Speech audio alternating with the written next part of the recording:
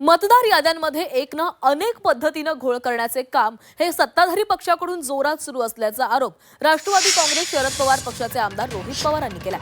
विरोधी उमेदवारांच्या वॉर्डातील मतदारांची नावं इतरत्र टाकली असल्याचा दावाही रोहित पवार यांनी केलेला आहे। आता पिंपरी चिंचवड इथल्या त्यांच्या पक्षाचे युवक अध्यक्ष इम्रान शेख यांच्या आई वडिलांची नावं पिंपरी चिंचवडमधून थेट बारामती इंदापुरामध्ये टाकण्यात आल्याचा धक्कादायक दावाही रोहित पवार यांच्याकडून करण्यात आला।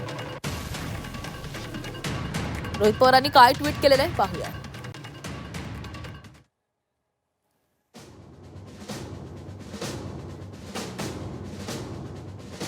मतदार याद्यांमध्ये एक ना अनेक पद्धतीनं घोळ करण्याचे काम सत्ताधारी पक्षाकडून जोरात सुरू आहे।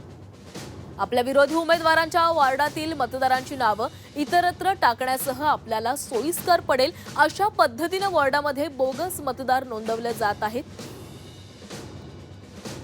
आता पिंपरी चिंचवड येथील आमच्या पक्षाचे युवक अध्यक्ष इम्रान शेख यांच्या आई वडिलांची नावं पिंपरी चिंचवडमधून थेट बारामती इंदापूर इथं टाकण्यात आल्याचा धक्कादायक प्रकार समोर आलेला आहे।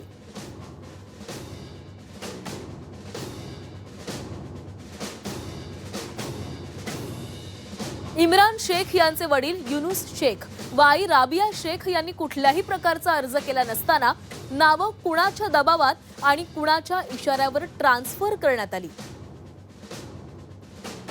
स्थानिक बीएलओ अधिकारी यांनी कुणाच्या दबावामध्ये हे काम केलं हे समोर यायला हवं आणि तत्काळ युनुस शेख व राबिया शेख यांची नावं त्यांच्या जुन्या पत्त्याप्रमाणे पूर्ववत करण्यात यावीत ही विनंती, असं ट्विट रोहित पवारांनी केलंय।